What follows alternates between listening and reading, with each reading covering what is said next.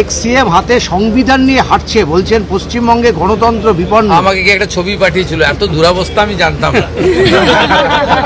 এত দুরাবস্থা, এক ঝুড়ি লোক, 150টা লোক আসেনি। আপনারা তো সাংবাদিকরা গেছেন 200 জন মতো, আপনার 200টা সাংবাদিক না থাকলে তো আর করুণ অবস্থা। তারপরে রাজ্যসভা লোকসভা মিলিয়ে এতগুলো এমপি শুনলাম, 3টে এমপি গেছে, 6 জন এমএলএ গেছে। ও দলটার অবস্থা ফলতার মতো হয়ে গেছে।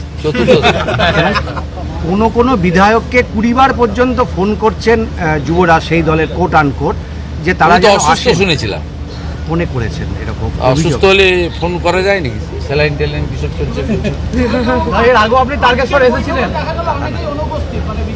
আরে আমি তারকেশ্বর ধামে একবার নয়, রাম মন্দির মাথায় নিয়ে খালি পায়ে হেঁটেছি গোটা তারকেশ্বর। এর আগে পাথর বৃষ্টি হয়েছিল বিজেপির র্যালিতে। আপনি জানেন না, এখানে যেদিন ওই যেটাকে লোক হারিয়ে দিয়েছে 31,000 ভোটে, ও রাম মন্দিরকে অপমান করেছিল, আমি খালি পায়ে গোটা তারকেশ্বর শহর আমার হাঁটা আছে 4 কিলোমিটার।